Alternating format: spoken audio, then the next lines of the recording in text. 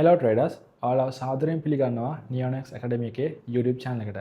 ඉතින් අද අපි මේ වීඩියෝ එකෙන් කතා කරන්න ready වෙන්නේ Binance එකේ තියෙනවා wallet. උදාහරණයක් විදිහට spot futures වල coin name USD SM future අන්න මේ accounts අතර අපේ තියෙන USDT transactions කරගන්නේ කොහොමද කියන එක ගැන තමයි අද කතා කරන්න යන්නේ. right. ඉතින් ඔයාලට පුළුවන් Binance එක open කරගන්න.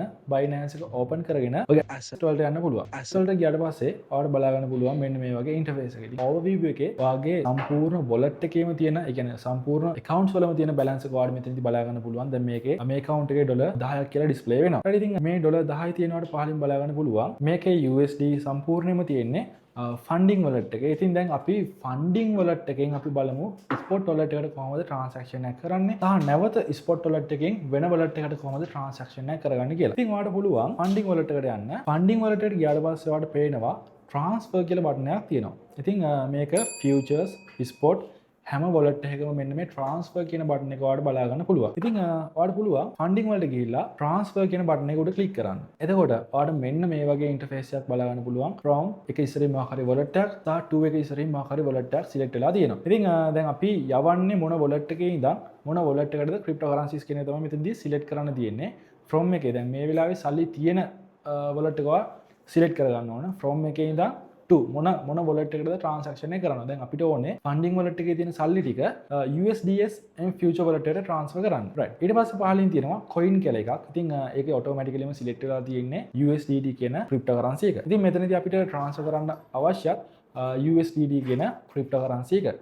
ඉතින් අපි ඒක ඒ විදිහටම තියාගමු. ඔකට වෙන currency එකක් transfer කරන්න ඕන නම් මෙතනින් ගිහිල්ලා අදාළ cryptocurrency එක select කරගෙන ඒ transaction එක කරගන්න පුළුවන්, කිසිම ගැටලුවක් නැහැ. ඉතින් USDT එක අපි මේ විදිහට තියාගමු. ඉතින් එතනින් පස්සේ ඔයාලට පුළුවන් amount වල enter කරන්න ඔයාගේ transaction එක වෙන්න ඕන කොච්චර amount එකක්ද කියලා. දැන් ඉතින් මේ wallet එකේ සම්පූර්ණයෙන්ම ඒ කියන්නේ funding wallet එකේ USD 10ක වගේක් තියෙනවා. ඉතින් අපි මේක max දෙමු. එහෙම නැත්නම් max දෙන්න ඕනෙත් නැහැ.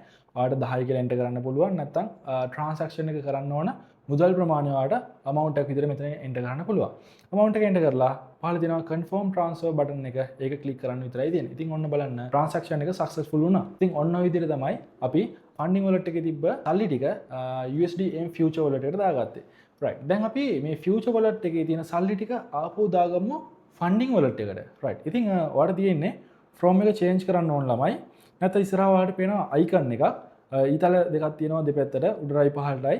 ඒක click කරන්න තියෙන්නේ. ඒක click කරපු ගමන් ළමයි ඔයාලට බලන්න පුළුවන් from එකට වැටුණා USD M future කියන wallet එක.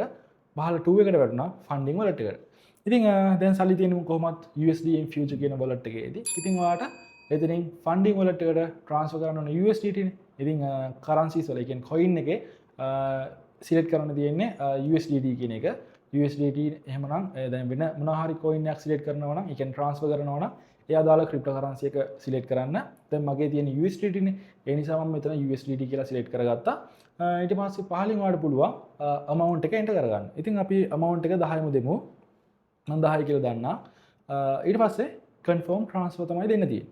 right. අපි බලමු ඔන්න ඔය විදිහට transaction එක වුණා. දැන් අපි බලමු මේක USDT ටික අපේ funding wallet එකට නැවත transfer වෙලා තියෙන්නේ කියලා. හරි ළමයි. ඔයාලට දැන් පුළුවන් ඔයාලගේ funding wallet ටික refresh කරලා බලන්න. හරි. එතකොට දැන් ඔයාලට බලන්න පුළුවන් ඔයාගේ funding account එකේ balance එක update වෙලා තියෙනවා. එතකොට අද අපි කතා කරේ අපේ Binance account එකේ තියෙන spot futures, ඒ කියන්නේ futures වල USDM future, USDM coin name future මොනවා හරි wallets අතර සල්ලි transactions කරන විදිය.